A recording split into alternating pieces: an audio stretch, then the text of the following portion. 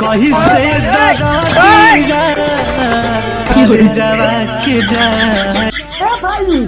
तो जिंदगी में कभी न खुश रबड़ दोगला। नमस्कार प्रणाम, हम है राजा रोस्टर रउआ देखा पानी राजा रोस्टर 01। तो आज हम बात करे वाला बानी रील वीडियो के ऊपर, कहे कि बहुत ज्यादा गंदगी मचा दल बड़ा सन। तो आज के वीडियो नु पूरा देखिए लो तबे मजा आई। चलो भाई। हाँ तो भाई लोग अब मिलो लो तू लोग बाहुबली 4 से।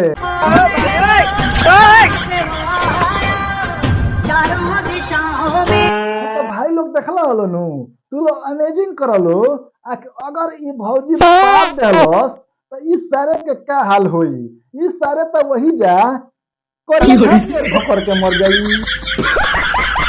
अब मिललो दुनिया के नंबर 1 ठरकी बुढ़िया से। जोरे दोगला, हम तोरा साथे हल्दी लगावे के सोचत रही। ए तारा शिव चर्चा पूजा पाठ दान पुण्य ई सब करे के चाही, तो तू बियाह करे के फेर में बाड़ू, हल्दी लगावे के फेर में बाड़ू। आगे बोला तनी। और तो चूना लगा के चल गेला तो जिंदगी में कभी न खुश रबड़ दोगला। तू एगो काम करो, तू शादी ब्याह के चक्कर छोड़ो और पूजा पाठ के रास्ता पकड़ो। काहे कि तहार नु मरे के उम्र हो गई बा।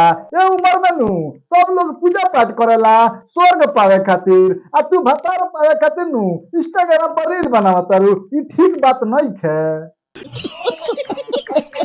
यही नहीं, अभी और सुनिए।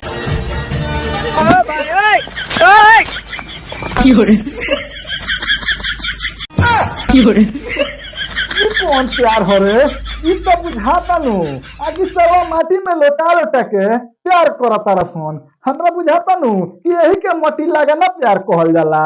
हम कैमरामैन हां ई सब लगाओ। कहीं से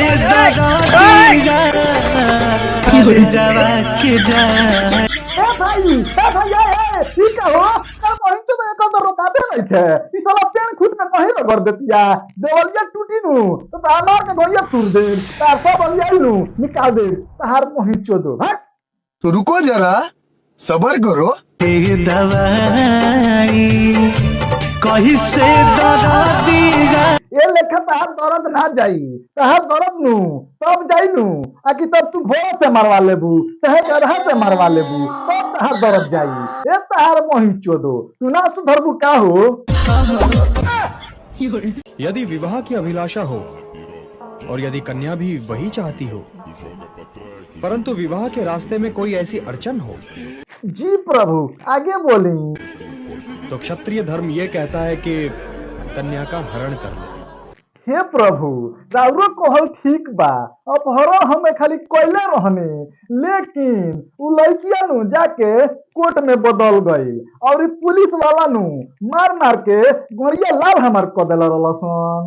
ये घड़ी के जमाना में ना चली। हे प्रभु क्षमा करी। अब मार होई ना, खेसारी भाई गाना ना बजी तो मार होई ना। जान जाई तो जाई लेकिन खेसारी भाई गाना बाजी। कैमरा में ये तो साला करा यम लोक में खेसारी भैया के गाना बाजे के कहता रसन। इतना पहुंचे खेसारी भैया के। खेसारी भैया नु ट्रेंडिंग स्टार हुवन, हो सकता नु आकि कहीं वहू जाए गाना बाजत होखे। एक कैमरामैन आज के वीडियो नु इतने रह दे काहे कि हमर दिमाग नु खराब हो गइल बा। हाँ तो भाई लोग आज के वीडियो इतने रहल ह। उम्मीद करता नहीं नु कि वीडियो अच्छा लागल होई। अगर वीडियो नु थोड़ा सा भी अच्छा लागल होई तो चैनल के सब्सक्राइब कर लिहलो, काहे कि इस चैनल पर नु हम बहुत अच्छा रोस्टिंग लेके आवे वाला बानी। तो मिलत तनी अगला वीडियो में। आज खातिर बाय। आ लाइक कमेंट जरूर करियो भाई लोग।